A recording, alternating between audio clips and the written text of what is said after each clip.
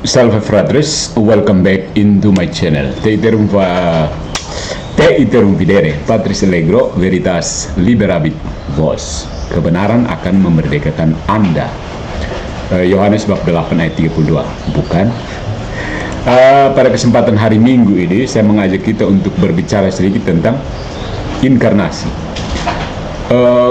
Latar belakangnya, saudara-saudariku, teman-teman kita dari kalangan reformasi Protestan, saya mencium adanya penolakan terhadap misteri inkarnasi. Kita akan melihat, ini tesisnya ya, saya akan membuktikan tesisnya. Hukum inkarnasi dan krisis ontologis dalam reformasi. Mengapa gereja harus kelihatan? Jadi, yang salahnya adalah paham reformasi bahwa gereja itu invisible, seperti hantu yang keliaran entah di mana. Jadi gereja hantu, gereja invisible. No, itu salah. Hukum inkarnasi dan ada krisis ontologis dalam reformasi. Why the church must be visible? Mengapa gereja harus kelihatan? Poin pertama, mari kita mulai bongkar. Belajar ya, belajar. Karena iman Kristiani tidak sesederhana mengutip-ngutip ayat untuk membenarkan diri. Sorry. Bagian pertama, inkarnasi sebagai prinsip teologis permanen. Inkarnasi adalah prinsip teologis permanen. Dan firman itu telah menjadi daging dan tinggal di antara kita. Yohanes bab 1 ayat 14. Klaim paling radikal dalam iman Kristen adalah bahwa Allah yang tak terlihat, tak terbatas, dan kekal itu menjadi manusia. Inkarnasi bukan sekedar strategi penyelamatan, melainkan proklamasi metafisis bahwa dunia materi memiliki kapasitas untuk menjadi wadah kehadiran ilahi. Jadi yang menolak ini anatema sit. Dalam peristiwa inkarnasi, Allah tidak menghancurkan kodrat manusia, not total depravity, no, tetapi mengangkatnya, memperdalamnya, dan menyatukannya dalam pribadi Kristus. Dalam terang ini, saudara-saudariku, inkarnasi tidak boleh dilihat sebagai momen tunggal yang sudah berlalu. Dia adalah hukum permanen. Permanen artinya tetap, kan? Cara Allah menyelamatkan dan menyatakan diri. Inkarnasi menjadi paradigma, pola pikir, kerangka berpikir yang menjelaskan seluruh tatanan keselamatan, bahwa rahmat tidak hanya menyentuh batin, tetapi juga tubuh, komunitas, sejarah, simbol, dan institusi. Penting, institusi. Hukum inkarnasi adalah struktur permanen dari tindakan Allah dalam dunia. Barang siapa menolak inkarnasi, anatema sit. Ya. Jadi inkarnasi dan sakramentalitas ciptaan. Dalam pandangan gereja Katolik, dunia ini tidak sekedar wadah kosong yang netral terhadap hal-hal rohani. Sebaliknya, sejak Allah menjadikan dunia ini dan menyebutnya sungguh amat baik, not total depravity, sungguh amat baik, Kejadian bab 1 ayat 31, ciptaan sudah mengandung kapasitas untuk menjadi sarana komunikasi Allah, punya kemampuan untuk menjadi sarana komunikasi Allah. Ya. Inkarnasi memperkuat dan mengaktualisasikan potensi sakramental itu, bahwa materi bisa menjadi media ilahi, ya, sarana ilahi. Jadi jangan takut terhadap patung, materi bisa menjadi media ilahi. Teologi Katolik mengajarkan bahwa Allah menyampaikan rahmatnya melalui tanda-tanda lahiriah, air, roti, anggur, minyak, sentuhan imam, suara pengampunan. Ini bukan tambahan, bukan buatan, melainkan konsekuensi langsung dari inkarnasi. Konsekuensi langsung dari inkarnasi. Jika Allah sendiri masuk ke dalam dunia materi, maka tidak ada alasan teologis untuk menolak bahwa keselamatan juga dikerjakan melalui unsur-unsur duniawi yang diangkat menjadi kudus. Ya, perhatikan ya. Protestantisme terutama dalam bentuk reformasi radikal, merusak prinsip ini dengan menciptakan dikotomi palsu antara batin dan lahiriah, antara iman sejati dan ritus eksternal, antara gereja rohani dan gereja institusional. Padahal justru inkarnasi membatalkan semua dikotomi itu. Ketika firman menjadi daging, Allah sendiri berkata, "Aku tidak bersembunyi di balik batinmu, aku menjamahmu dengan tubuhku." Penting di sini saudara-saudara. Jadi inkarnasi adalah peristiwa sekaligus prinsip permanen. Terlalu sering inkarnasi dipahami hanya sebagai peristiwa masa lalu, dirayakan pada saat Natal saja, bukan? Yesus lahir, lalu wafat, lalu selesai. Tidak ada lagi. Pemahaman ini yang tampak netral sejatinya membawa akibat fatal. Dia menjadikan inkarnasi sebagai episode sekali pakai. Dalam pandangan ini, inkarnasi adalah sesuatu yang sudah lewat, berguna untuk membuka jalan keselamatan, tetapi tidak memiliki implikasi struktural terhadap gereja dan sakramen hari ini. Ya, jadi konsekuensinya ya, Maria kan cuma alat. Yesus sudah jadi manusia, mau apa lagi Maria? Sepak buang Maria, buang ke kotak sampah, kata seorang pendeta. Gereja Katolik menolak pendekatan historis sempit seperti ini. Bagi gereja, inkarnasi bukan hanya peristiwa, dia adalah struktur permanen, struktur tetap. Dalam tubuh gereja, Kristus yang sama hadir dan bekerja, bukan secara simbolik, tetapi sungguh dan secara efektif. Paus Leo Agung sudah menegaskan hal ini dalam homilinya. Apa yang kelihatan dalam penebus kita telah beralih ke dalam sakramen-sakramen. Sermo bab 74 ayat 2. Nah, ini berarti bahwa tubuh Kristus di dunia sekarang adalah gereja, bukan hanya secara simbolis, tapi sebagai perpanjangan nyata dari kehadiran Kristus. Karya keselamatan Kristus terus berlangsung dalam Ekaristi, sakramen, pewartaan, dan hidup gereja. Maria tidak bisa disingkirkan setelah tugasnya selesai, sebab tubuh Kristus tetap hadir dalam tubuh gereja yang juga dilahirkan oleh Maria melalui ketaatan dan perannya dalam sejarah keselamatan. Maria bukan tisu sekali pakai ya, tisu basah, gosok habis buang, bukan, salah. Kemudian yang berikutnya, kehadiran Allah dari teofani ke inkarnasi. Dalam perjanjian lama itu teofani, kemudian dalam perjanjian baru inkarnasi, meneguhkan. Di dalam perjanjian lama, saudara-saudara, Allah hadir dalam teofani. Teofani itu apa? Manifestasi seperti api, awan, gemuruh. Ya. Ingatlah kisah-kisah perjanjian lama, kan bagaimana Tuhan menyertai orang Israel. Api, awan, gemuruh. Tapi semuanya bersifat sementara dan menakutkan. Ya. Dalam Kristus, kehadiran Allah menjadi lembut, permanen, dan konkret. Kita tidak lagi hanya mendengar suara dari gunung berapi, tetapi kita menyentuh dia, memeluknya, menyantapnya. Apa yang telah kami lihat dengan mata kami, yang telah kami perhatikan, dan yang telah kami raba dengan tangan kami tentang firman hidup. 1 Yohanes bab 1 ayat 1. Itulah puncak iman Kristen. Ya, namun saudara-saudari, reformasi justru melakukan deinkarnasi, pembongkaran, penolakan terhadap inkarnasi. Mereka menyingkirkan tubuh, sakramen, imam, gereja yang kelihatan, dan mengembalikan Allah ke dalam bentuk suara batin yang tak bisa diuji, tidak bisa dikomunikasikan, dan tak bisa dijaminkan.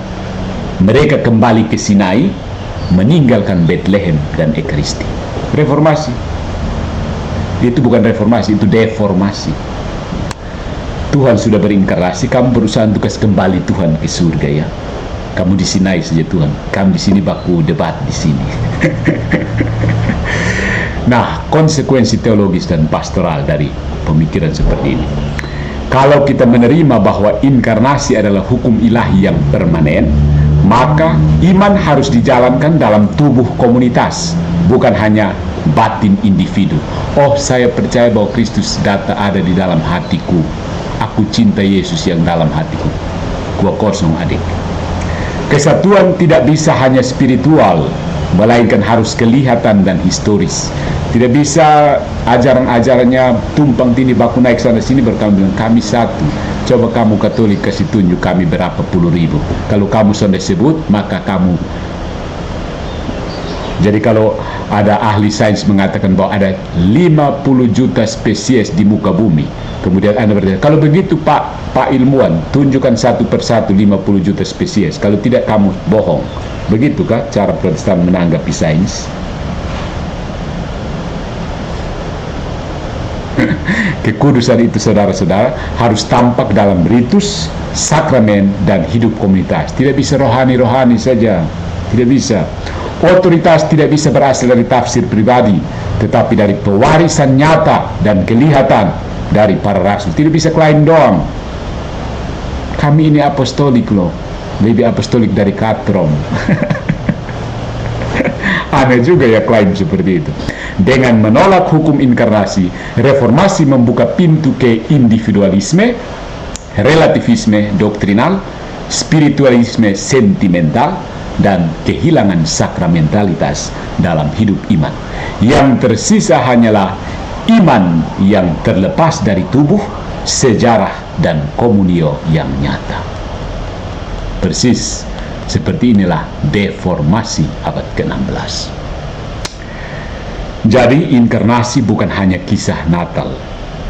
Inkarnasi adalah prinsip permanen yang menuntut gereja untuk bertubuh, bersuara, dan berakar dalam sejarah. Setiap teologi yang memisahkan iman dari tubuh, sakramen dari rahmat, dan Kristus dari gerejanya adalah bentuk pelarian dari inkarnasi, dan dengan itu pelarian dari Allah yang benar. Poin pertama, inkarnasi sebagai hukum permanen dari kasih Allah. So, bagaimana? Bisa ya? Yang kedua, inkarnasi dan ontologi iman Kristen. Maksudnya ontologi itu status keberadaan iman Kristen. Jadi kalau kamu Kristen, pasang telinga. Kalau kamu Kristen abal-abal, skip. Inkarnasi dan ontologi iman Kristen. Dari sabda menjadi tubuh. Jadi bagaimana inkarnasi ini menentukan wujud gereja. Inkarnasi bukan hanya dalam doktrin soteriologis penyelamatan, melainkan juga klaim ontologis bahwa realitas terdalam Allah kini menjelma dalam struktur kodrati manusia. Dalam pengertian ini, iman Kristen tidak sekedar percaya bahwa Allah menjadi manusia, tetapi juga bahwa kehadiran ilahi terus berlangsung dalam dunia materi, dalam wujud yang kelihatan dan dapat disentuh. Maka ketika kita berbicara tentang iman, gereja, dan keselamatan, kita tidak bisa memisahkannya dari struktur ontologis yang ditata oleh inkarnasi. Tidak bisa sola-solaan. Sola-solaan itu pengingkaran terhadap inkarnasi. Ya. Allah tidak menyelamatkan secara abstrak. Allah tidak menyelamatkan manusia dari jauh. Dia tidak mengirim kesadaran atau doktrin semata. Tuhan tidak kirim doktrin dari surga. Dia masuk ke dalam sejarah. Jadi yang malas belajar sejarah, kalian bukan orang Kristen. Inkarnasi berarti bahwa pernyataan Allah bersifat konkret, bersentuhan dengan ruang dan waktu, bahasa dan budaya, tubuh dan komunitas. Oleh karena itu, iman yang menyelamatkan tidak pernah hanya berada dalam batin subjektif manusia. Iman sejati memiliki rujukan eksternal, Kristus yang kelihatan, gereja yang nyata, sukacita yang dibagikan, dan sukacita yang dialami bersama secara publik, bukan persaingan antar denom. No. Inilah sebabnya gereja disebut sebagai Sacramentum Salutis, sakramen keselamatan. Dalam definisi Konsili Vatikan II, Lumen Gentium artikel pertama, gereja adalah sekaligus tanda dan sarana kesatuan mesra dengan Allah dan kesatuan seluruh umat manusia. Dengan kata lain, saudara-saudariku, gereja bukan hanya perantara spiritual. Gereja adalah partisipasi konkret di dalam inkarnasi. Ini yang penting. Jadi gereja bukan sekedar di mana 2 atau 3 orang berhalusinasi, di situ Yesus buatanmu hadir. Tidak ada. Saya halusinasi begini, langsung Yesus hadir di situ. Kehadiran model apa seperti yang jelas itu bukan presensia realis.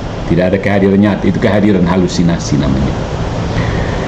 Yang kedua, saudara-saudariku, tubuh Kristus tidak pernah terpisah dari dunia. Ya, tidak pernah terpisah dari dunia. Ketika Santo Paulus berkata, kamu adalah tubuh Kristus, 1 Korintus bab 12 ayat 27, dia tidak sedang berbicara secara metaforis atau sekedar moral. Paulus berbicara dalam kerangka realitas ontologis, mengerti ontologis, metafisik, mendasar, bahwa Kristus benar-benar hadir dalam umatnya, bukan sebagai ide atau kenangan, tetapi sebagai kehadiran aktif, presensia aktif, yang menghidupi, menyatukan, dan menguduskan mereka. Tubuh Kristus di dunia saat ini bukanlah ilusi simbolik, melainkan kenyataan objektif. Disinilah reformasi mengalami krisis. Ketika Martin Luther dan para reformator lainnya menolak kesatuan kelihatan dalam tubuh gereja universal, mereka telah membongkar struktur ontologis iman Kristen. Gereja yang tidak kelihatan tidak bisa menjadi tubuh Kristus. Gereja yang invisible tidak bisa menjadi tubuh Kristus. Sebab tubuh menurut definisi haruslah kelihatan. Dengan kata lain, Protestantisme telah menciptakan doktrin tentang tubuh yang tidak bertubuh, a.k.a. hantu. Yang berikut, sakramentalitas dan ontologi. Bagaimana rahmat menyentuh manusia? Nah, ini pertanyaan krusial. Bagaimana caranya rahmat itu bisa menyentuh kita manusia? Tidak bisa pakai halusinasi, adik. Harus nyata, objektif. Sakramen dalam gereja Katolik tidak bekerja karena niat baik atau iman subjektif. No. Iman subjektif semata tidak bisa.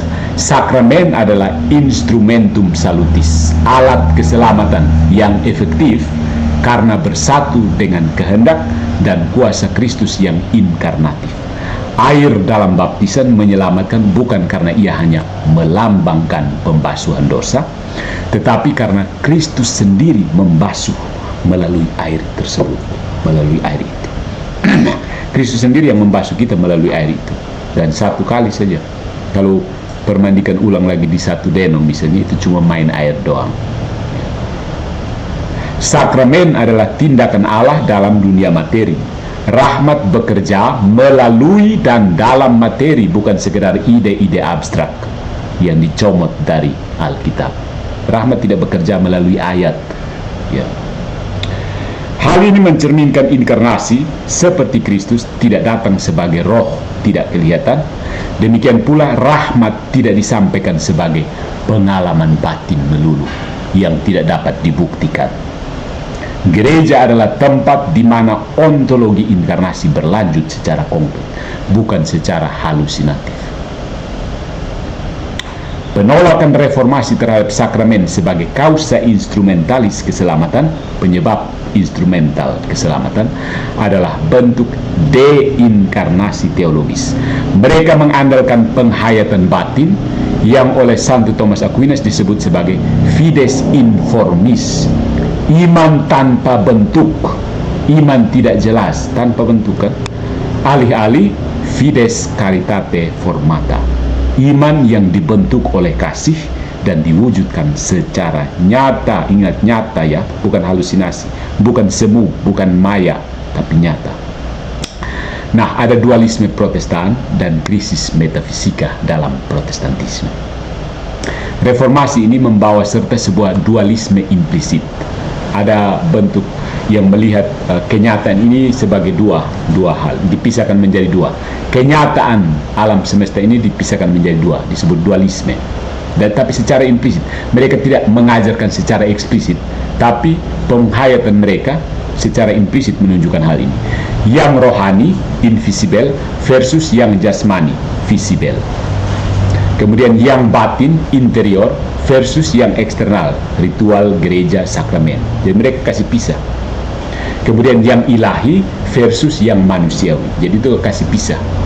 Padahal dalam teologi Katolik, berakar dalam pemikiran klasik, terutama Aristoteles dan Thomas Aquinas, tidak ada dikotomi seperti itu. Materi bukan lawan dari roh, tubuh bukan penjara jiwa, itu Platonisme. Justru anima forma corporis est, jiwa adalah bentuk dari tubuh. Maka keselamatan manusia tidak bisa terjadi tanpa partisipasi tubuh, waktu, dan sejarah. Tidak bisa hanya, oh Yesusku, aku sekarang mengaku dosa saya, dan tiba-tiba simsalabim, kamu sudah diampuni dosa. Protestantisme dalam banyak ekspresinya mewarisi Platonisme eklesial. Sekali lagi, Protestantisme dalam banyak ungkapannya mewarisi Platonisme eklesial. Keyakinan bahwa, apa itu Platonisme eklesial? Keyakinan bahwa yang sempurna adalah yang rohani dan abstrak, sementara yang duniawi adalah selalu rusak. Ya kan? Maka gereja tidak perlu kelihatan, cukup dirasakan. Sakramen tidak perlu bekerja secara objektif, cukup dihayati. Namun ini adalah pengingkaran terhadap realitas manusia. Manusia itu bukan makhluk rohani doang. Manusia itu rohani dan jasmani. Jalan satu kali. Jangan bikin dikotomi yang palsu. Dualisme implisit dalam Protestan. Jadi dalam Protestan pun ada ontologi yang terputus dan fragmentasi iman. Itu paling jelas terlihat. Dengan mata orang awam juga kita tahu bahwa Protestantisme adalah fragmentasi iman. Ketika hukum inkarnasi diabaikan, iman kehilangan pijakan ontologisnya. Setiap individu menjadi otoritas gerejawi untuk dirinya sendiri. Kekacauan di viti-vitinya Patrice Allegro itu karena banyak orang mengangkat diri menjadi otoritas sendiri, lalu datang menggugat otoritas gereja Katolik. Interpretasi Alkitab menjadi relatif, tergantung. Kesatuan menjadi ide yang tidak pernah bisa diwujudkan. Dengan kata lain, tanpa ontologi inkarnasi, tidak ada gereja yang sungguh satu. Tanpa struktur kelihatan, iman menjadi privat dan mudah dibengkokkan kemana-mana. Itu fakta sudah terjadi. Tanpa tubuh Kristus yang konkret, kesatuan hanyalah mitos yang diulang-ulang oleh saudara-saudara terpisah kita. Inilah yang menjelaskan mengapa sejak reformasi, umat Protestan terpecah menjadi ribuan denominasi.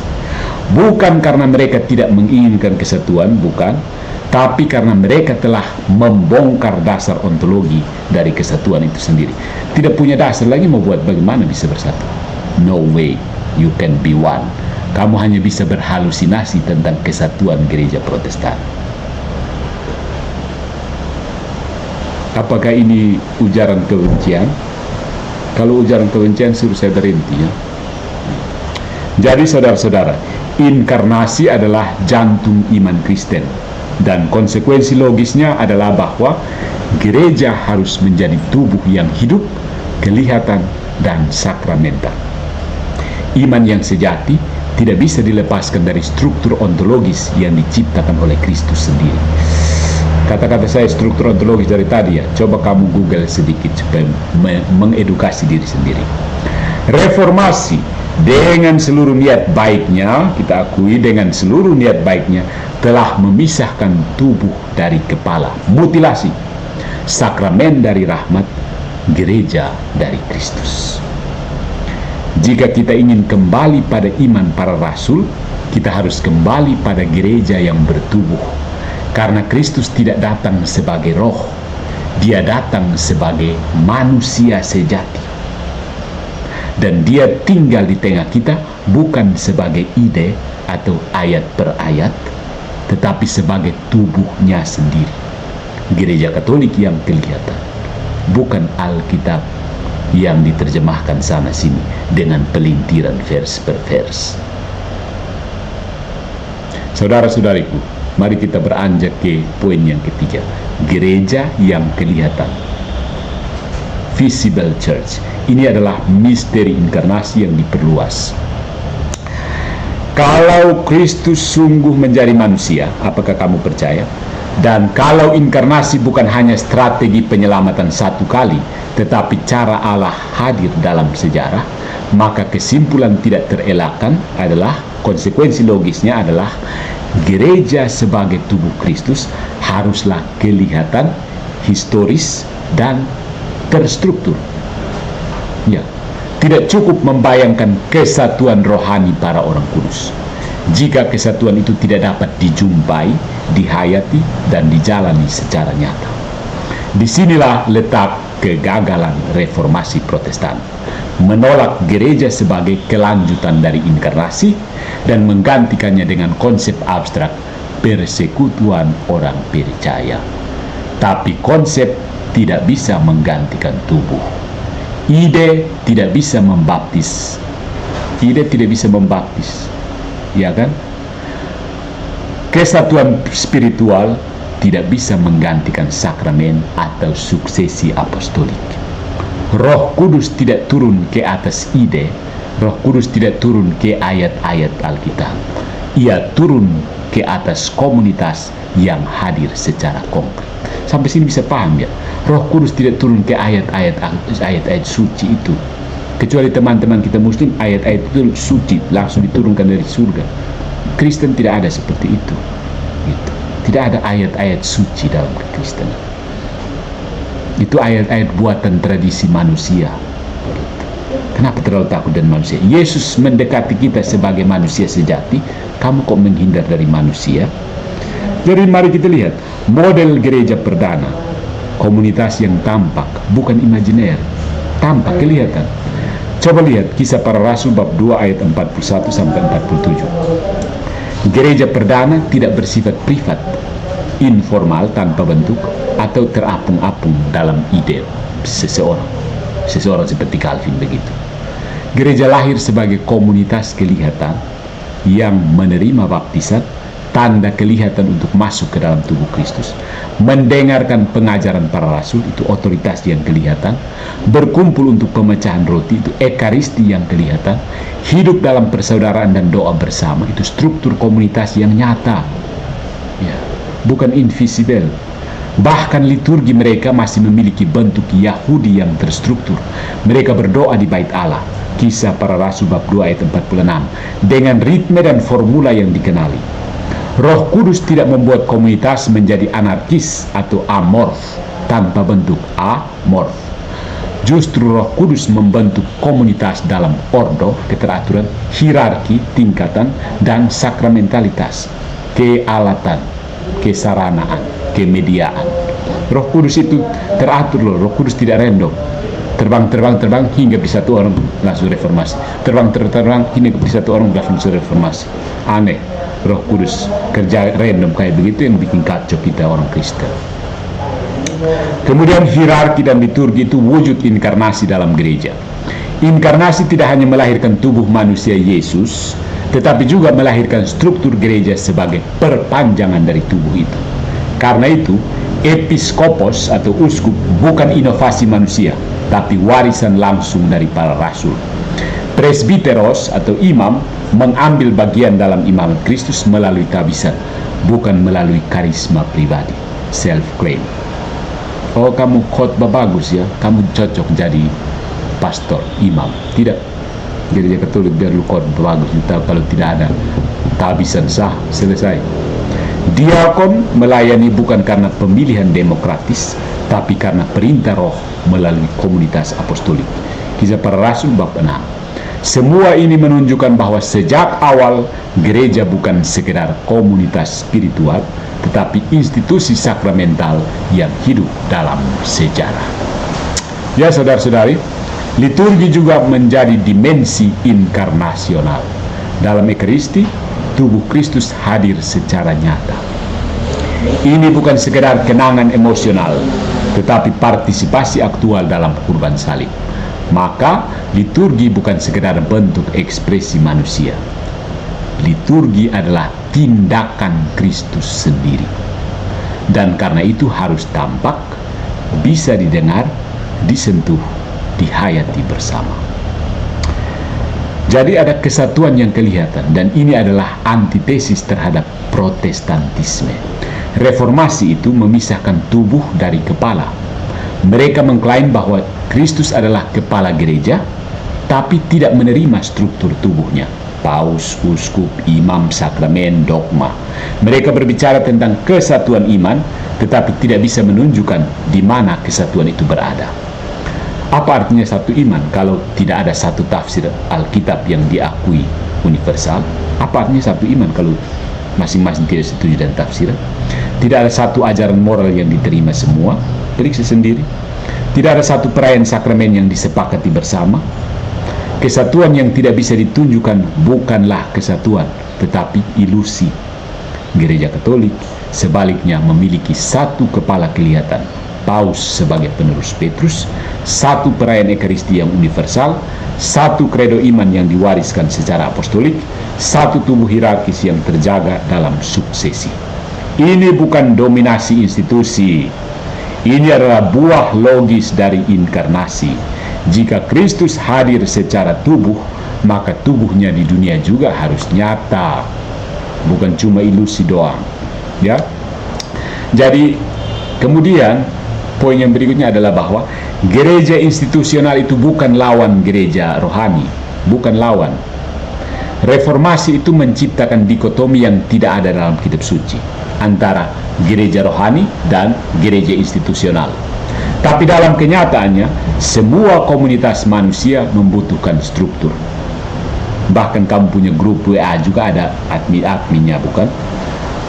Bahkan memiliki bahkan komunitas Protestan sekalipun, mereka tetap memilih gembala, menentukan aturan, bahkan memiliki baptisan dan perjamuan, meski mereka menyangkal keberlakuan teologis dari struktur tersebut. Inkonsisten, bukan?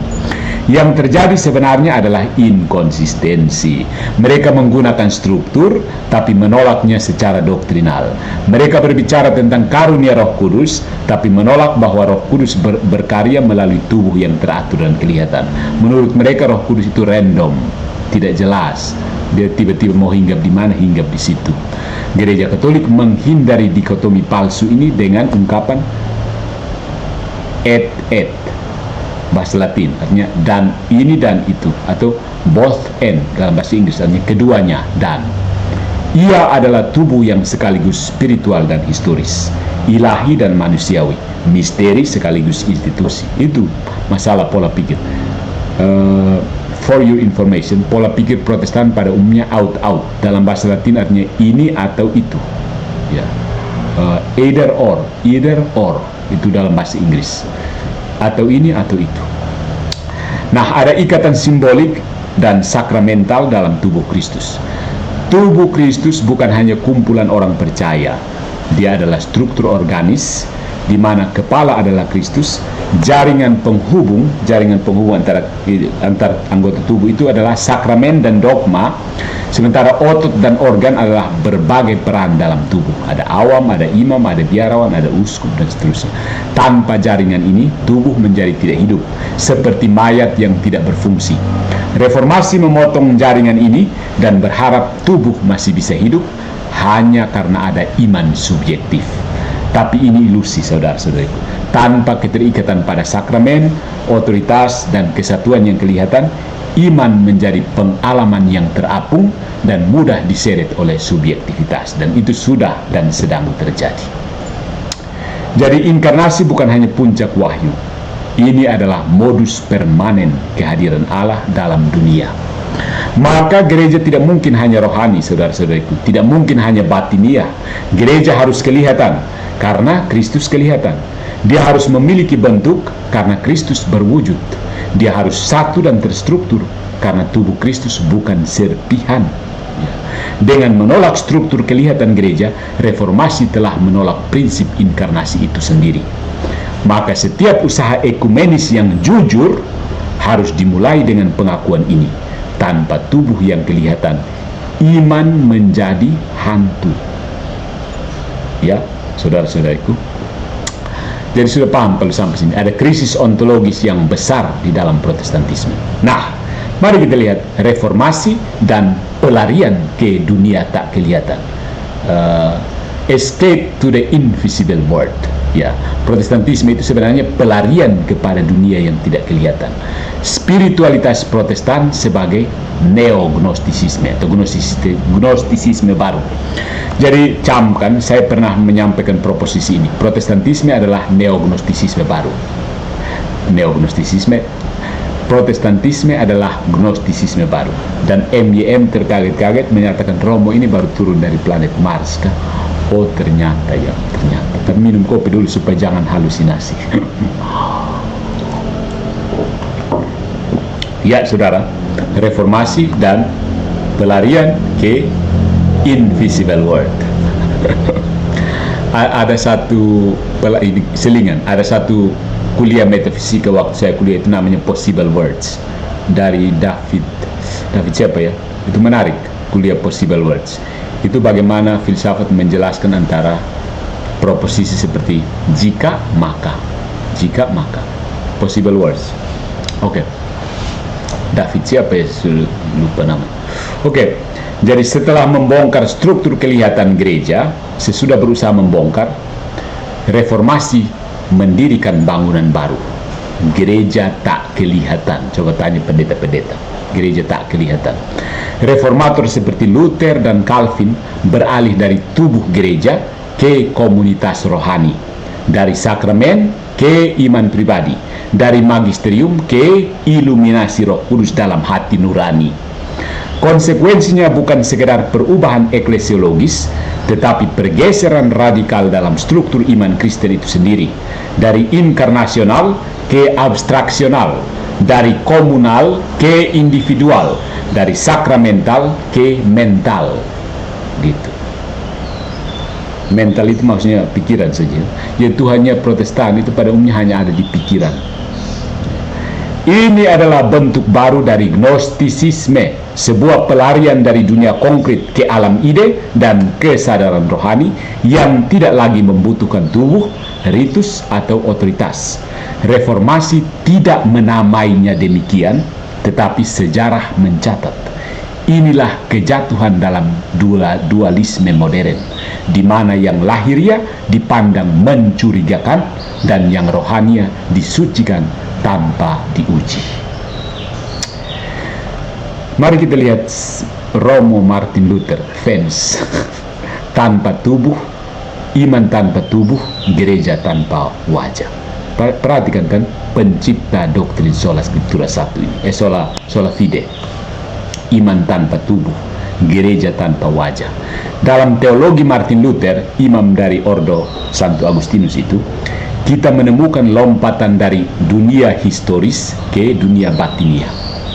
Pembenaran terjadi oleh iman saja, sola fide, tanpa kebutuhan akan perbuatan atau partisipasi aktif dalam sakramen. Baptisan dan ekaristi direduksi menjadi simbol yang efektif hanya jika disambut dengan iman. Iman sendiri menjadi peristiwa internal tanpa dimensi sosial atau sakramental yang wajib. Gereja pun berubah dari komunitas yang dikumpulkan oleh sakramen dan otoritas apostolik menjadi komunitas yang dikumpulkan oleh firman dan iman. Tapi firman tidak lagi dijaga oleh magisterium atau tradisi, melainkan diserahkan pada penafsiran individual. Hancur mina ketika firman diserahkan kepada penafsiran individual. Itu mina hancur, betul, mina hancur.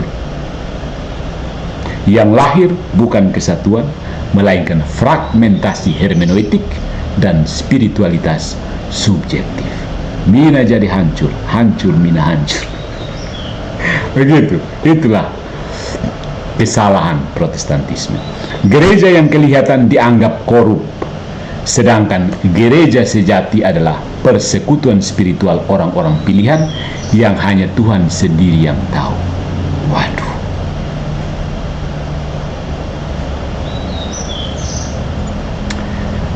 Itu Luther ya.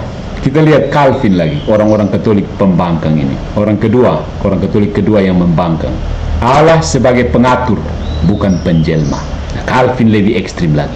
Calvin lebih ekstrim. Catat, si Katolik yang tidak taat ini, si Katolik kurang ajar ini, bernama John Calvin. Jika Luther membawa iman ke dalam interioritas personal, Calvin membawanya ke dalam sistem yang mekanistis. Bajingan Calvin itu, orang Kupang bilang. Begitu. Dalam teologi Calvinistik, keselamatan didasarkan pada predestinasi mutlak, bukan pada partisipasi dalam kehidupan gereja. Tubuh Kristus bukan ruang partisipatif, melainkan arena bagi rencana yang telah ditetapkan secara kaku.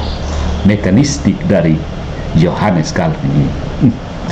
Maka tidak heran saudara-saudara, Calvin menolak kehadiran nyata Kristus dalam Ekaristi. Bagi John Calvin, Kristus naik ke surga dan tidak hadir secara tubuh di bumi. Kehadirannya hanyalah spiritual. Sakramen menjadi ritus pengingat, bukan sarana ilahi. Dengan kata lain, Kristus naik ke surga dan membawa tubuhnya pergi. Kalian dibawa kuah kosong menurut Calvin, dan gereja pun kehilangan tubuhnya. Bayangkan, Calvin ekstrim kan? Yesus datang tinggal di antara kita, dia naik ke surga membawa tubuhnya, kalian dibawa kuah kosong, kata Calvin. Lalu pengikut Calvin tiap hari sibuk makan kuah kosong. Gitu kan? Ya. Ini adalah deinkarnasi dalam nama keagungan ilahi. Allah terlalu transenden untuk tinggal dalam roti dan anggur, terlalu suci untuk hadir dalam struktur manusiawi. Tapi ini bukan Injil, saudara-saudari. Ini adalah bentuk doketisme terselubung. Google doketisme ya. Allah hanya seolah-olah hadir, dia tidak pernah hadir. Dia tidak pernah menjadi manusia, dia hanya kelihatan seperti manusia, di mana Kristus tidak sungguh menyatu dengan realitas duniawi. Coba tanya mereka, bagaimana caranya Yesus bisa berada dalam kandungan Bunda Maria yang berdosa? Tidak ada jawaban sampai detik ini. Doketisme terselubung, di mana Kristus tidak sungguh menyatu dengan realitas dunia. Nah, kesimpulannya dari Luther dan Calvin, ada gnostisisme baru dalam protestantisme, dualisme roh versus materi. Kedua aliran reformasi besar ini, Lutheran dan Calvinis, berbagi warisan yang sama, the same legacy. Kecurigaan terhadap dunia lahiriah. Mereka mencurigai simbol, mencurigai ritus, mencurigai otoritas institusional. Apa yang tidak bisa dipastikan secara batin dianggap mencemari iman. Sudah ada pengaruh René Descartes di sini ya.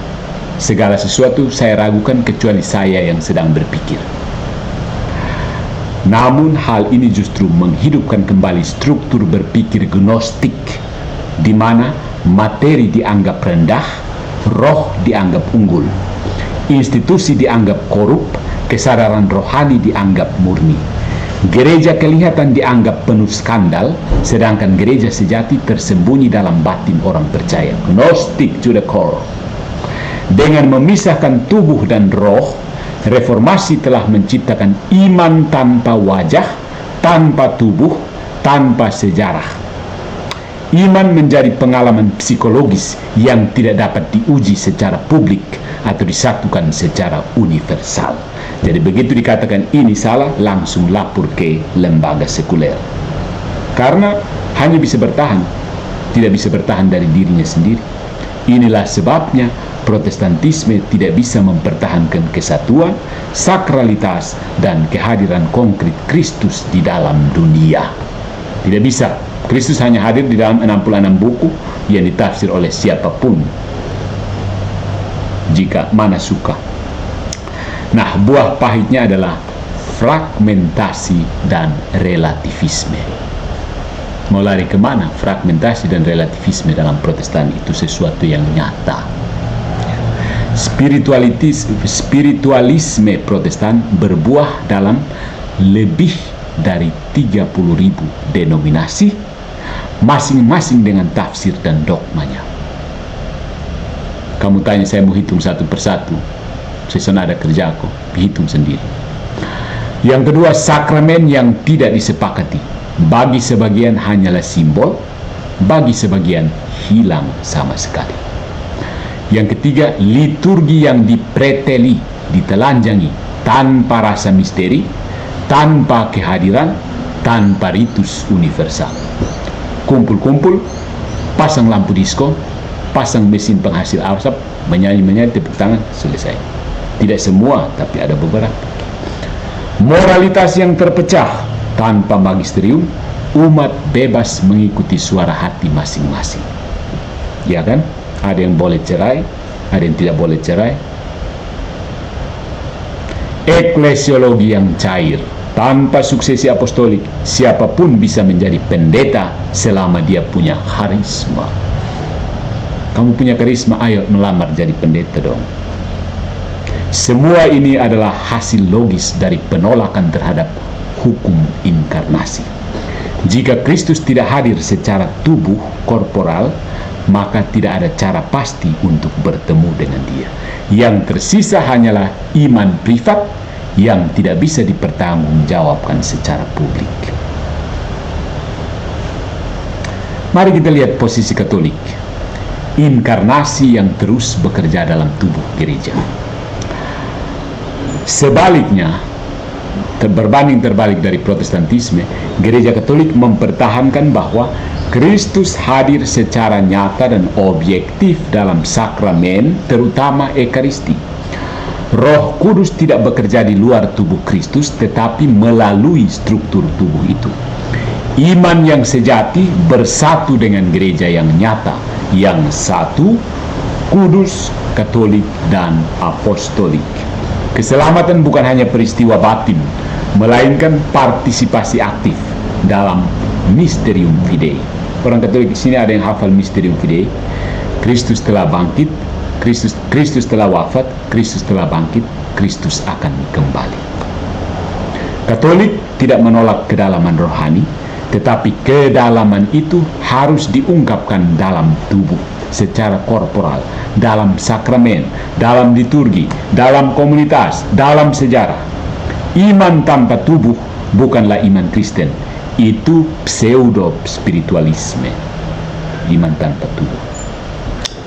Jadi saudara-saudara, dengan menolak gereja yang kelihatan, reformasi bukan hanya memberontak terhadap struktur, mereka memutuskan akar dari inkarnasi itu sendiri. Mereka membangun gereja-gereja tanpa tubuh, sakramen tanpa kehadiran, iman tanpa jaminan. Maka buahnya bukan kesatuan, tetapi perpecahan. Bukan kekudusan, tetapi relativisme. Bukan kehadiran Kristus, tetapi nostalgia akan sesuatu yang tidak pernah dihadirkan secara penuh. Kristus tidak menjadi ide, dia menjadi manusia. Dan manusia itu memiliki tubuh, maka gerejanya pun harus bertubuh. Dan tubuh itu adalah gereja Katolik. Ya. Nah, poin yang kelima, beberapa supaya kita sampai paham ya kenapa ada penolakan terhadap inkarnasi dalam Protestantisme. Penting. Kenapa pada saat itu teriak-teriak soal sistem Protestantisme yang merusak kekristenan? Ini salah satu penyebab. Mari kita lihat bagian kelima, reformasi sebagai gnostisisme modern dan ada krisis antropologis. Dari penolakan terhadap tubuh ke dekonstruksi manusia, membongkar manusia. Inkarnasi tidak hanya memberi kita Kristus, tapi juga memberi kita antropologi baru. Tahu tuh, antropologi artinya ilmu pengetahuan tentang manusia. Jadi dengan adanya inkarnasi, kita mendapatkan antropologi yang baru. Ketika firman menjadi daging, Allah menegaskan bahwa tubuh manusia tidak hanya bernilai, tetapi suci.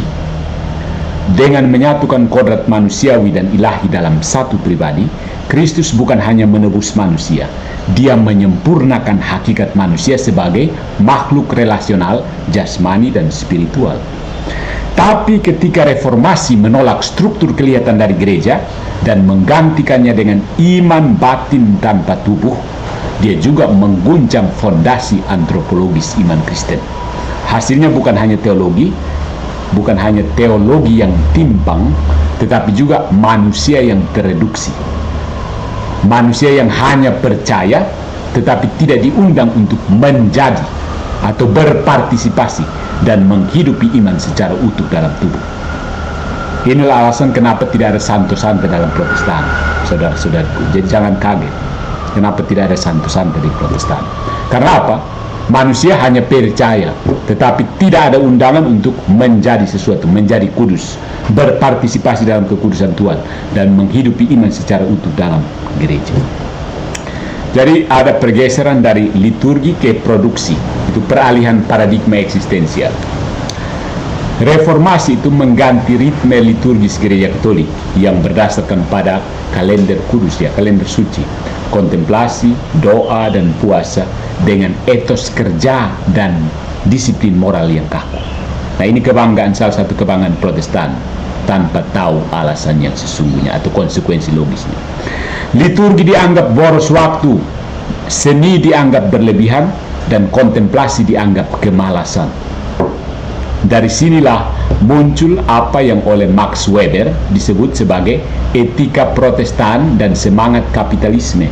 Ya, dalam dunia Protestan, manusia diukur atau ditakar dari seberapa produktif dia bekerja, seberapa hemat dia hidup, dan seberapa kuat dia menanggung beban moral sebagai orang berdosa yang harus bekerja keras demi keselamatannya.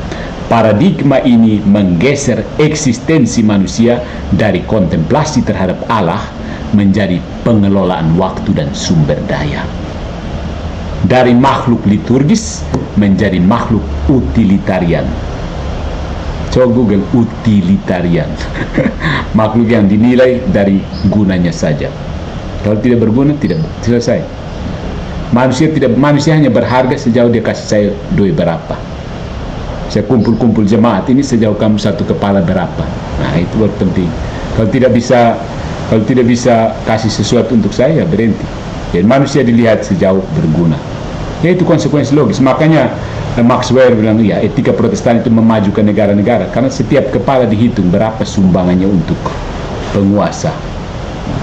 Kemudian ada penghapusan estetika dan spiritualitas tubuh. Menghapus estetika. Soal seni-seni itu Protestan tidak ada. Jika inkarnasi menyatakan bahwa materi dapat menjadi saluran rahmat, maka seni, arsitektur, dan liturgi indah adalah partisipasi manusia dalam kemuliaan Allah.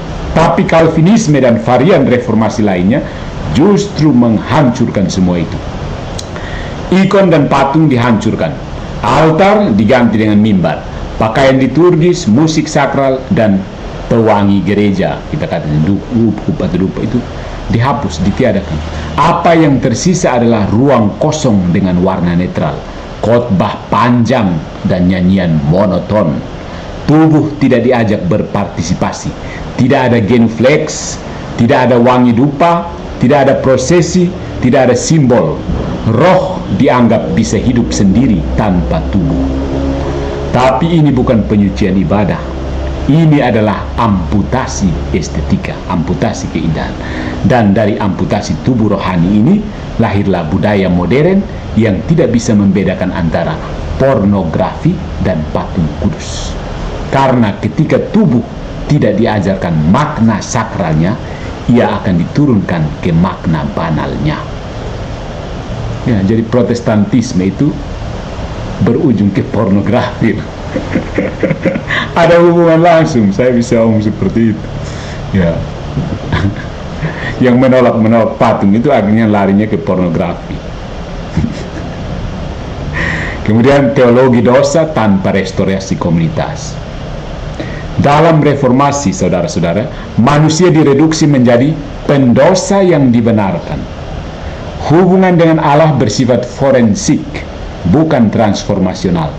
Pembenaran tidak mengubah kodrat manusia, hanya status hukumnya di hadapan Allah. Maka tubuh manusia tidak dimuliakan, dia tetap rusak, bahkan rusak total, dan harus terus dicurigai. Sakramen tobat ditiadakan, tidak ada penitensi, tidak ada pengampunan publik, tidak ada proses pemulihan sosial yang nyata. Yang ada hanyalah pengakuan dosa kepada Allah secara pribadi, tanpa tanggung jawab terhadap tubuh Kristus, tanpa reintegrasi ke dalam komunitas yang kelihatan. Bahaya sekali saudaraku, dalam model gereja Katolik, keselamatan bersifat holistik, menyeluruh, namanya juga Katolik kan, menyentuh tubuh, jiwa, relasi, sejarah, dan komunitas. Dalam model reformasi, keselamatan menjadi transaksi pribadi dan batinia. Kayak lu punya utang lalu lu bayar sendiri. Lu sudah sanggup bayar lalu selesai. Akibatnya, dosa tidak mengubah komunitas dan pertobatan pun tidak memulihkan tubuh gereja. Yang terluka bukan tubuh, maka yang disembuhkan pun bukan tubuh. Halusinasi doang, begitu. Kemudian ini yang paling penting, pendeta tanpa tubuh, imam tanpa tubuh, krisis sakral dan otoritas. Ini paling penting. Dalam tradisi Katolik, saudara-saudari, imam bukan hanya pewarta doang. Dia adalah ikon Kristus, alter Kristus, yang mewakili kepala dalam tubuh gereja. Tubuhnya, tangannya, suaranya dipakai Kristus dalam liturgi dan sakramen. Tapi dalam reformasi, pelayanan menjadi fungsi, bukan identitas. Siapa saja bisa menjadi pendeta asal merasa dipanggil. Tidak ada tabisan, tidak ada imamat, tidak ada suksesi. Maka yang lahir bukan otoritas inkarnasional, tapi otonomi retoris. Yang berbicara bukan lagi gereja, tapi seseorang yang merasa diberi roh. Tanyakan pendeta-pendeta kalian. Ini bukan lagi gereja, ini stand up theology. Stand up theology. Kamu merasa diberikan oleh roh, kamu stand up untuk mengajarkan teologi kan? Makanya saya namakan stand up teologi, bukan lagi gereja. Stand up teologinya tolong disimpan dulu. Jadi kemudian ada krisis sosial dan moralisme yang melelahkan. Moralisme, ya. Antropologi Protestan modern jatuh ke dalam dua ekstrim. Moralisme keras ala kaum Puritan yang menjadikan etika sebagai beban tanpa rahmat sakramental. Tapi ekstrim berikutnya adalah relativisme liberal yang mewarisi spiritualisme reformasi dan menolak semua bentuk otoritas moral yang kelihatan. Keduanya lahir dari akar yang sama, penolakan terhadap tubuh sebagai medan rahmat. Jika tidak ada ritus, tidak ada sakramen, tidak ada komunitas kudus, maka satu-satunya cara menjaga moralitas adalah kerja keras dan rasa bersalah, atau penolakan total terhadap moral objektif.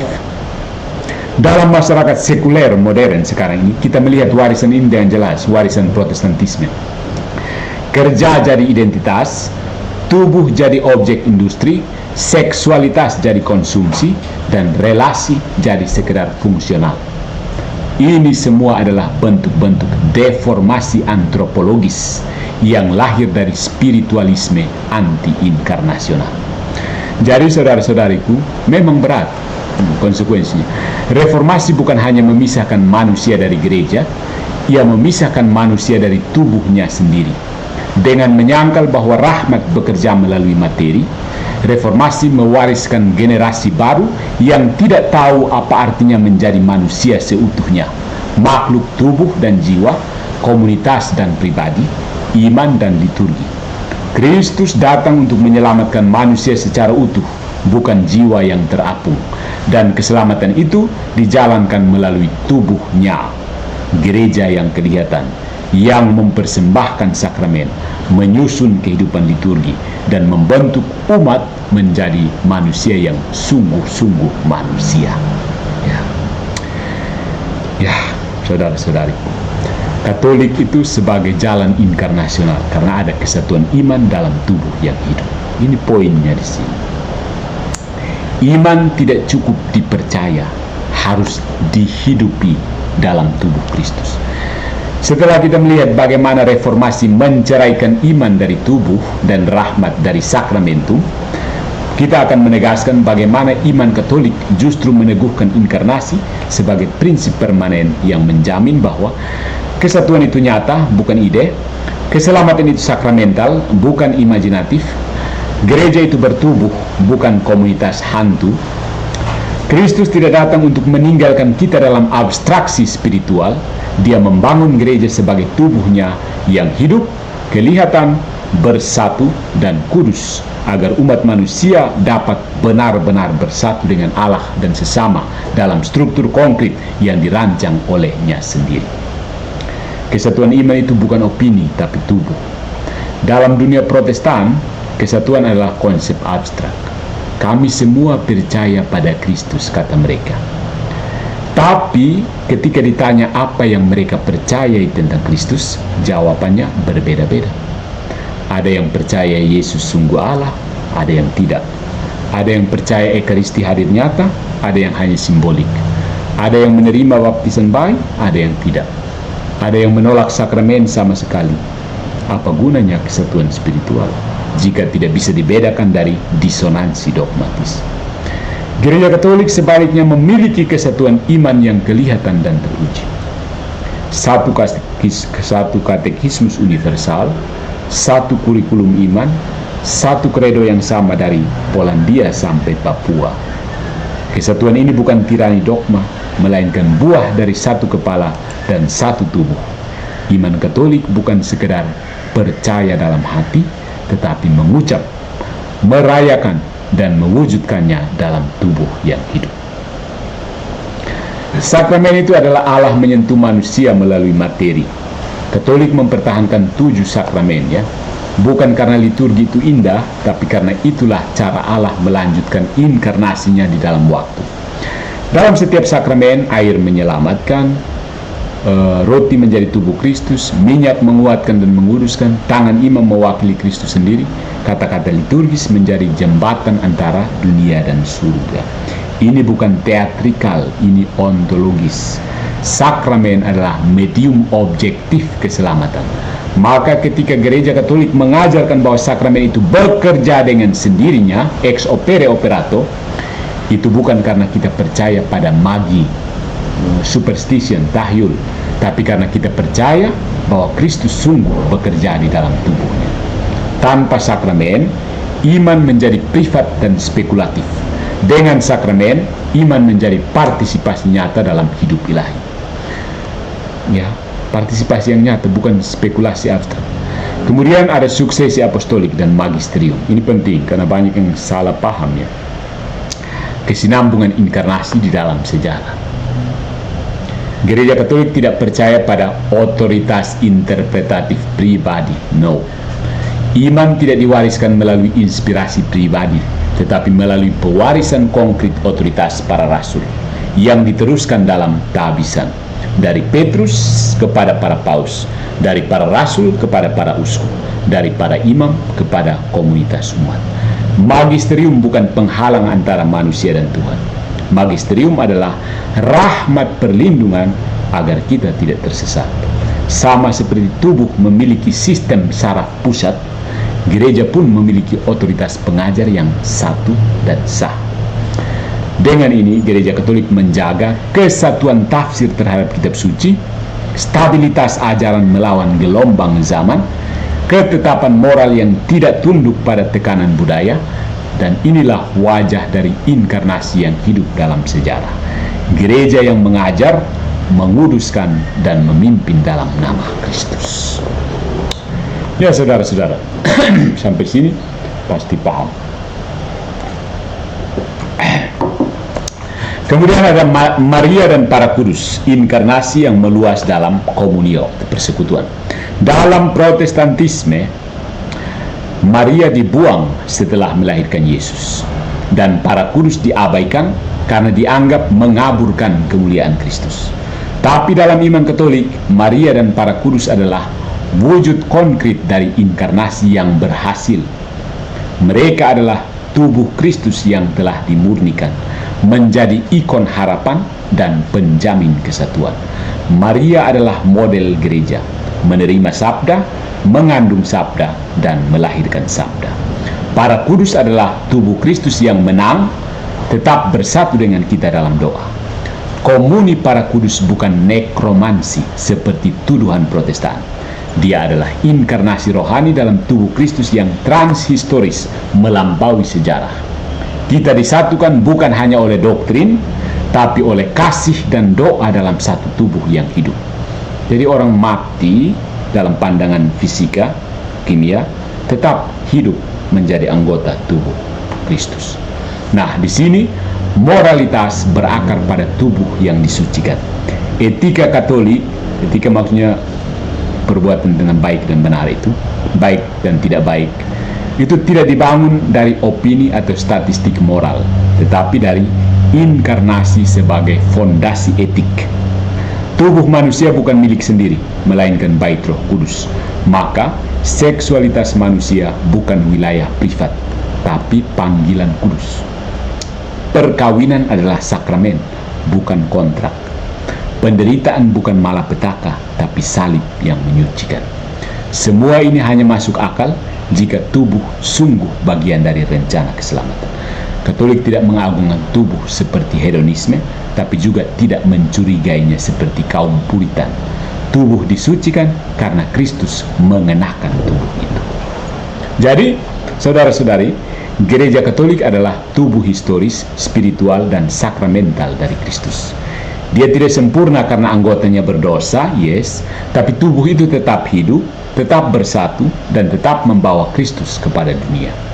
Inilah perwujudan nyata dari hukum inkarnasi, bahwa Allah terus menyelamatkan, terus mengajar, terus menguduskan melalui tubuh yang kelihatan. Gereja bukan sekedar tempat berkumpul, dia adalah Kristus yang hadir dalam dunia. Gereja bukan sekedar ngumpul doang. Nah, kita lanjut ke bagian yang berikutnya ini. Kalau sudah paham tentang Gereja Katolik dan bagaimana Protestan merusak antropologi dan teologi, mengapa inkarnasi ini menolak sikap either or atau yang sering dipakai oleh Protestan, Yesus atau Maria, Alkitab atau gereja, begitu. Atau kan, mengapa inkarnasi menolak pola pikir seperti ini? Dan jalan Katolik sebagai sintesis ilahi, yaitu et dan, both and, bukan either or, ketika inkarnasi menolak dikotomi reformasi Protestan. Seluruh struktur Protestantisme dibangun di atas sebuah dikotomi sistemik. Entah ini atau itu, entah ini atau itu, entah ini atau itu, entah iman atau perbuatan, entah batin atau ritus, entah Kristus atau gereja, entah kitab suci atau tradisi, entah pengampunan Allah atau pengakuan dosa kepada imam, entah keselamatan atau sakramen. Dikotomi-dikotomi ini tampak menjanjikan kesederhanaan dan kemurnian, namun pada akhirnya menghancurkan keutuhan iman. Karena realitas yang diwahyukan oleh inkarnasi bukan entah ini atau itu, tetapi baik ini maupun itu. Kristus tidak memilih antara Allah dan manusia. Ia menjadi Allah dan manusia. Maka seluruh bangunan iman Kristen harus hidup dari logika both and, baik ini maupun itu, bukan either or, entah ini atau itu. Salah, itu bukan logika Kristen. Inkarnasi itu sendiri adalah baik ini maupun itu, both and. Inkarnasi adalah penolakan total terhadap dualisme. Sabda telah menjadi daging dan tinggal di antara kita. Yohanes bab 1 ayat 14. Kristus tidak menolak dunia, tidak menolak tubuh, tidak menolak sejarah. Dia justru memeluk keduanya secara utuh. Ia adalah Allah dan manusia. Dia memiliki jiwa ilahi dan tubuh manusia. Dia makan, menangis, tertidur, dan wafat, semua sebagai bagian dari karya penebusan. Maka setiap bentuk teologi yang mengusung prinsip eksklusif, yang hanya menerima iman batin tanpa ekspresi lahiriah, atau relasi pribadi tanpa komunitas liturgis, adalah pengingkaran terhadap struktur inkarnasi itu sendiri. Protestantisme adalah teologi yang digerogoti dikotomi. Reformasi secara eksplisit atau implisit menegakkan dikotomi sebagai prinsip teologis. Sola fide menolak fides caritate formata, iman yang dibentuk oleh kasih. Sola Scriptura menolak tradisi apostolik dan magisterium gereja. Solo Kristus secara praktis menghapus Maria, para kudus, bahkan Ekaristi. Dikotomi-dikotomi ini tampak mulia, tapi menyembunyikan bahaya. Ketika hanya satu unsur yang diakui, unsur lainnya disingkirkan sebagai ancaman.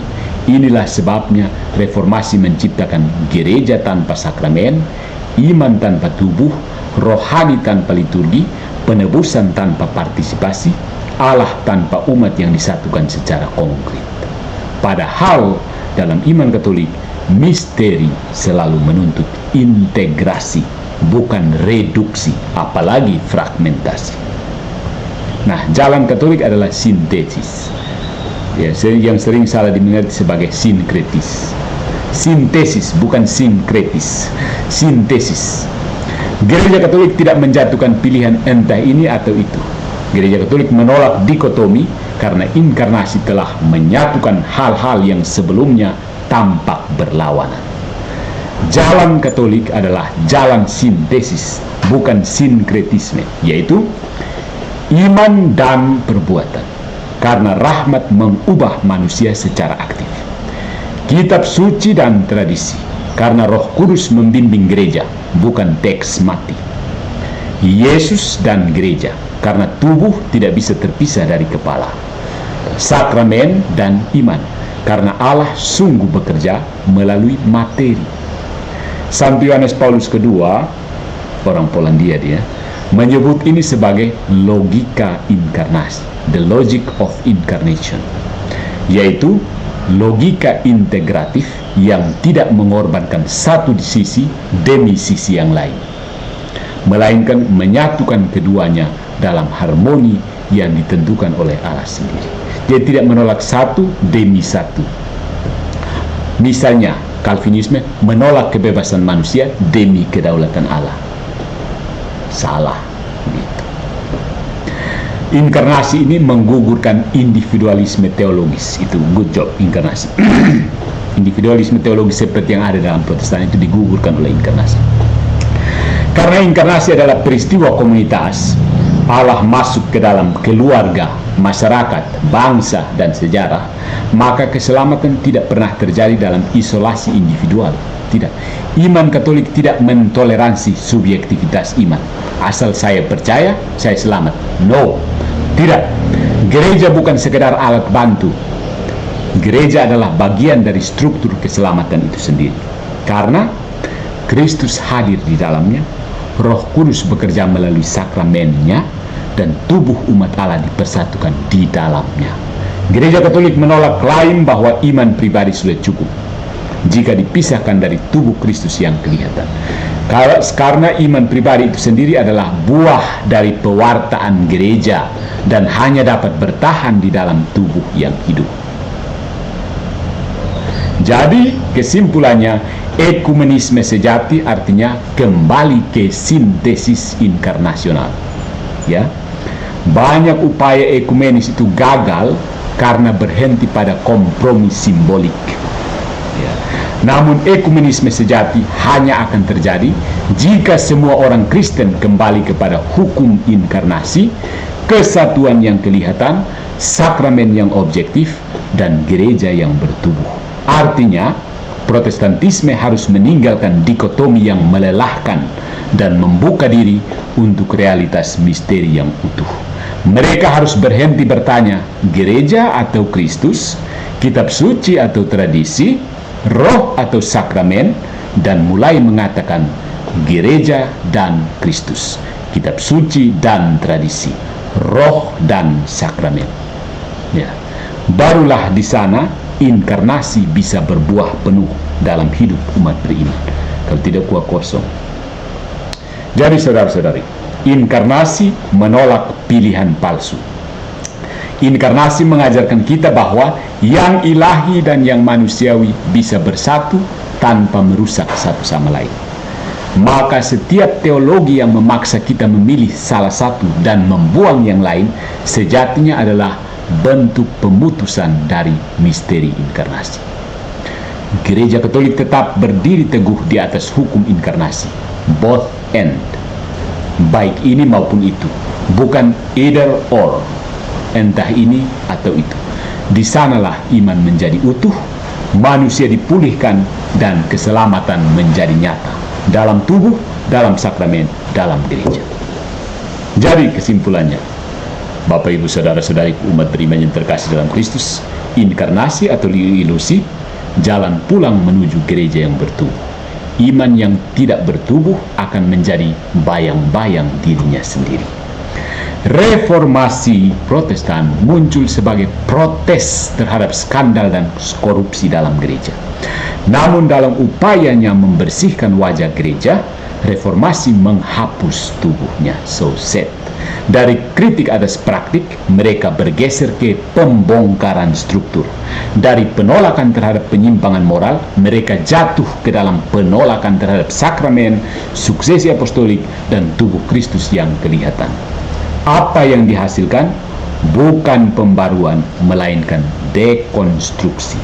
Yang tersisa adalah semangat yang mengambang, gereja-gereja tanpa tubuh, pendeta-pendeta tanpa tabisan, sakramen yang menjadi simbol, dan iman yang kehilangan jaminan objektifnya.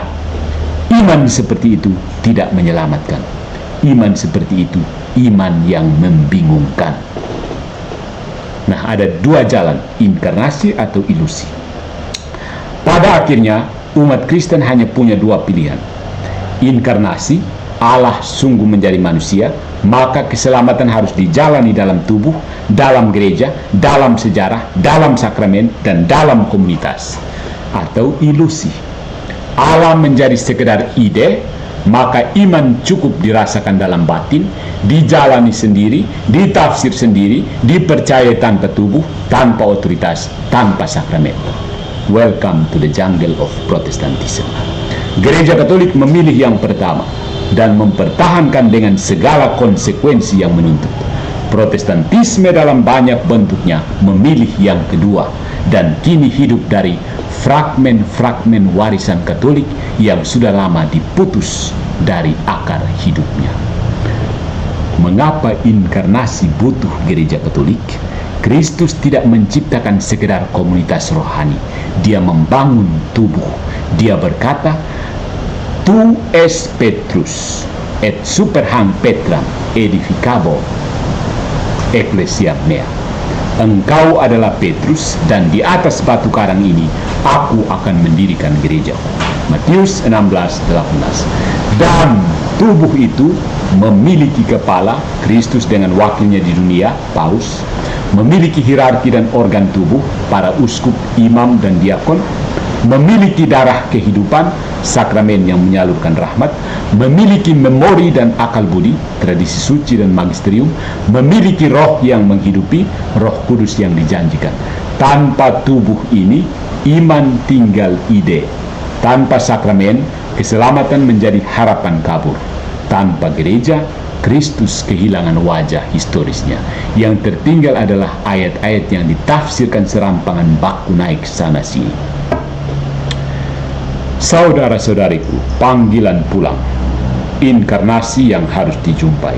Maka kepada saudara-saudari Protestan yang tulus mencintai Kristus dan mencari kebenaran, Gereja Katolik tidak berkata kalian salah total, tetapi dengan kasih dan kerendahan hati, Gereja Katolik berkata, apa yang kalian rindukan, kesatuan, kekudusan, kehadiran Kristus yang nyata, semua itu hanya ada jika inkarnasi diterima secara penuh, dan hanya Gereja Katolik yang mempertahankannya secara utuh sebagai tubuh, bukan sekedar jiwa.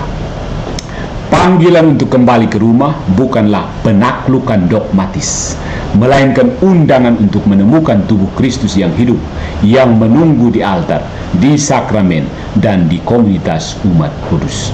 Karena Kristus masih hidup dan ia masih berdiam di dalam tubuhnya. Saudara-saudariku yang terkasih dalam Kristus dimanapun Anda berada, waktu sekarang menunjukkan pukul 12.50. Inkarnasi adalah skandal bagi orang bijak dan batu sandungan bagi orang religius.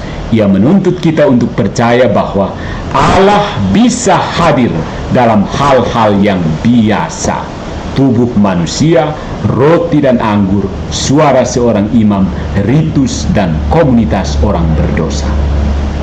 Tapi justru disitulah letak keagungan Kristiani, bahwa Allah tidak lari dari kenyataan, dan karena itu manusia pun tidak boleh lari dari kenyataan tubuh, ritus, dan gereja. Reformasi menolak kenyataan ini dan karena itu memisahkan diri dari tubuh. Tapi kasih Allah tetap memanggil, bukan untuk membatalkan sejarah, tetapi untuk menguduskannya. Dan tubuh Kristus yang kelihatan tetap berdiri sebagai tanda kasih inkarnasional yang tidak akan berlalu. Ya. Jadi Katolik panggil pulang. Katolik panggil pulang. Pada akhirnya, pilih mana? Inkarnasi atau ilusi? Pilihannya ini kembali kepada Anda, karena Anda punya kehendak bebas. Dan terima kasih atas perhatian. Sampai jumpa di lain waktu.